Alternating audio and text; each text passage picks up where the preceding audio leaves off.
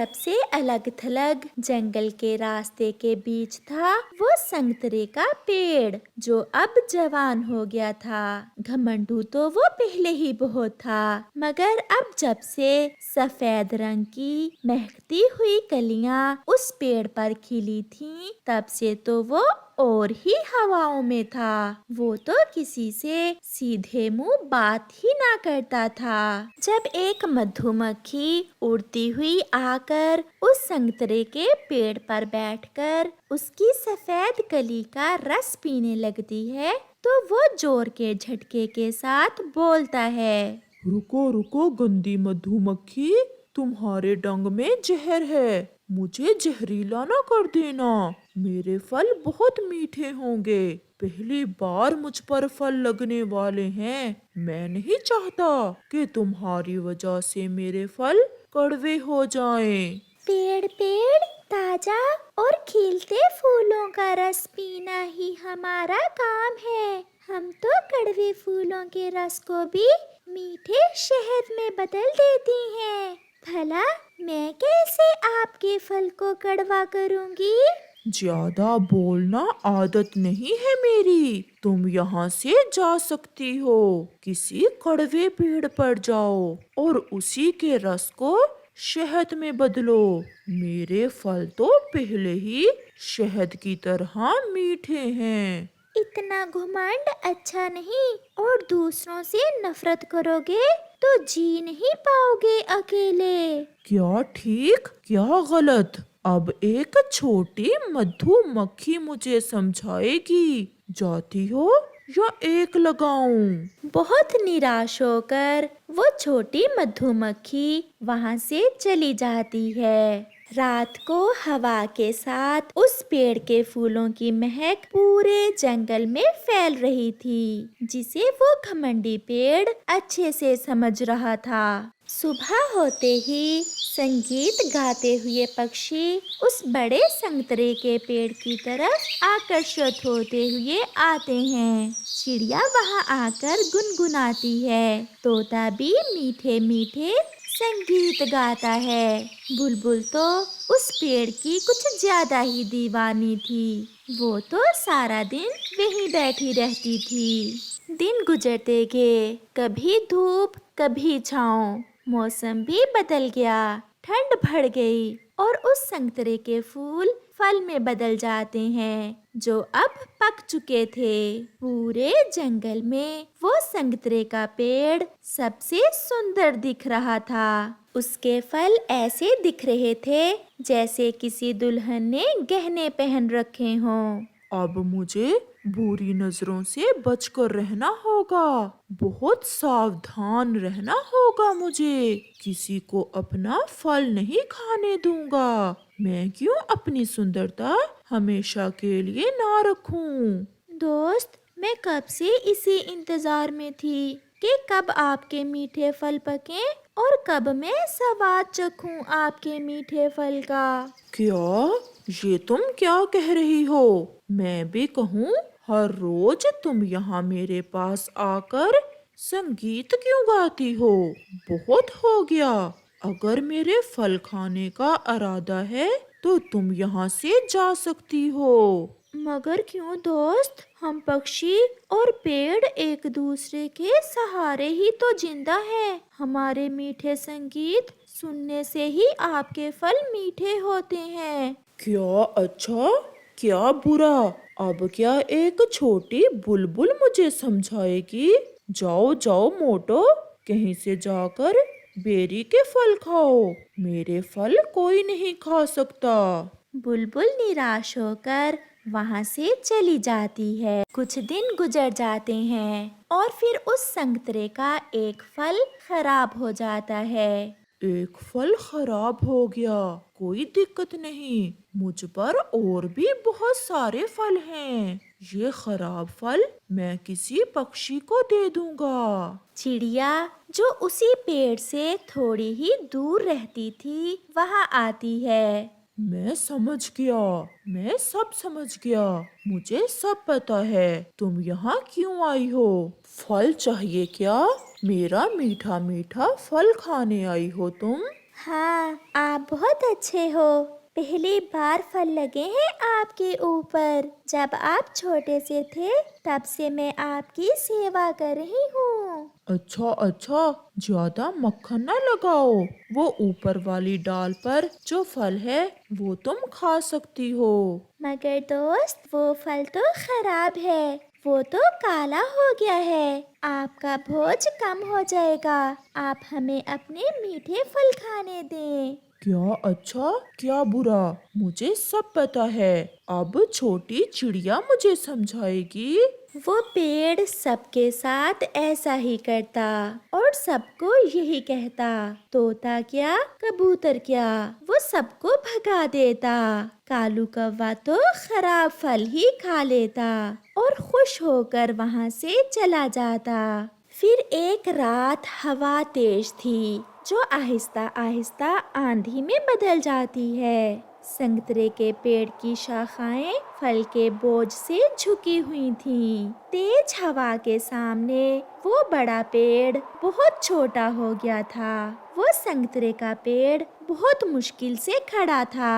अपने ही फलों का बोझ अब उसके लिए मुसीबत बन गया था। और फिर आहिस्ता आहिस्ता उस पेड़ की सभी शाखाएं टूट जाती हैं और एक तेज हवा के झोंके से वो पेड़ जड़ से ही उखड़ जाता है। उस पेड़ के अपने ही फल उसके मरने का सबब बन गए थे। सुबह तो ऐसे थी जैसे जंगल में कभी तूफान आया ही ना हो। पक्षी संगीत गा रहे थे और वो संतरे का पेड़ अपनी आखिरी सांसें गिन रहा था। आसमान उसकी आंखों के सामने घूम रहा था। दोस्त, मैं खुश नहीं हूँ तुम्हें मरता देखकर। मुझे बहुत दुख है कि तुम्हारे अपने ही मीठे फल तुम्हारी जान ले गए। चिड़िया, तोता और कबूतर भी दुखी तो थे, मगर वो अब कुछ नहीं कर सकते थे। वो पेड़ बहुत कुछ कहना चाहता था उन पक्षियों से, मगर अब उसकी सांसें रुक रही थीं। प्यारे दोस्तों, संतरे के पेड़ की तरह कभी भी खुद पर घमंड ना करो, क्योंकि गुरूर का सर हमेशा नीचा होता है। आपका धन्यवाद। पहाड़ों वाले जंगल में सभी पक्षी मिलजुल कर रहते थे, सिवाय उस कालू कौवे के, जो हर समय दूसरे पक्षियों को तंग करने में लगा रहता। कुछ ऐसा हो जाए जो ये सब पक्षी मुझे देखते ही डर जाएं। किसी तरह मैं इन सब से शक्तिशाली बन जाऊं। मैं अपने दोस्त उल्लू के पास जाता हूँ। वो जरूर मुझे कोई ना कोई उपाय बताएगा। ऐसा सोचते हुए कालू कौवा अपने पुराने दोस्त उल्लू के पास चला जाता है। आओ भी कौवे, कैसे आए हो? मित्र, मैं चाहता हूँ कि मैं सबसे शक्तिशाली पक्षी बन जाऊं। सब पक्षी मुझसे डरते तो पहले ही हैं, मगर मैं चाहता हूँ कि मैं आकार में भी उनसे बड़ा बन जाऊं। इसमें सोचने की क्या बात है कौवे दोस्त? मेरे पास ये फल है, तुम इस फल को खा लो। ये फल खाते ही तुम्हारा आकार बड़ा हो जाएगा और सब पक्षी तुमसे डरेंगे। वाह वाह, फिर तो मजा ही आ जाएगा। ऐसा कहते हुए कालू कौवा वो फल खा लेता है। जैसे ही कालू कौवा वो फल खाता है, उसका आकार बढ़ना शुरू हो जाता है और देखते ही देखते कालू कौवा तो एक विशाल कौवे में बदल जाता है। हो हो, अब मजा आएगा। मैं सबसे पहले कबूतर को देखता हूँ। वो तो मुझे देखते ही डर से मर जाएगा। कालू कौवा कबूतर की तरफ चला जाता है। कौन हो तुम? इतना बड़ा पक्षी हमारे जंगल में पहले तो कोई न था। मैं कालू कौवा हूँ, पहचाना नहीं तुमने? लाओ अब जल्दी से अपना ये अमरूद मुझे दे दो। अगर ना दिया तो मैं इस अमरूद के साथ साथ तुम्हें भी खा जाऊंगा। नाना विशाल कालू कौवे, मुझे मत खाना। आप मेरा ये अमरूद भी खा लें और मैं आपको कल भी मीठा अमरूद ला दूंगा। ऐसा कहते हुए कबूतर वहाँ से भाग जाता है और कालू कौवा कबूतर का अमरूद खा लेता है। कालू, अब तो सभी डरेंगे तुमसे, सभी। फिर क्या था, कालू कौवा तो किसी भी पक्षी को कुछ भी खाने ना देता, चिड़िया से दाना छीन लेता और तोते से भोजन, वो किसी को ना छोड़ता। बेचारी छोटी बुलबुल तो उस विशाल कालू कौवे को देखते ही डर कर भाग जाती है। सब पक्षी कालू कौवे से बहुत तंग आ गए थे और वो सब एक जगह इकट्ठे होते हैं। दोस्तों, मैं सोच रहा हूँ कि मैं ये जंगल ही छोड़ दूँ। बहुत मुश्किल से मैं भोजन ढूंढ कर लाता हूँ और जब खाने लगता हूँ तो वो विशाल कालू कौवा आ जाता है। मुझे तो उसका आकार देखकर ही डर लगता है। ये कालू कौवा इतना बड़ा कैसे हो गया? इन बातों को छोड़ो और अब इस समस्या का हल ढूंढने की कोशिश करो। वो सब ऐसे बैठे हुए थे कि वहाँ एक शिकारी आ जाता है, जिसे देखकर कबूतर तुरंत बोलता है, अब इस कालू के बच्चे को मैं देखता हूँ। फिर कबूतर शिकारी के पास जाता है। शिकारी, शिकारी, हमारे जंगल में एक बहुत बड़ा कौवा रहता है। अगर तुम उस कौवे का शिकार कर लो तो फिर सारी उम्र तुम्हें शिकार की जरूरत ही नहीं पड़ेगी। वो शिकारी भी लालची था। अच्छा, अगर ऐसा है तो फिर मुझे उस बड़े कौवे के पास ले चलो।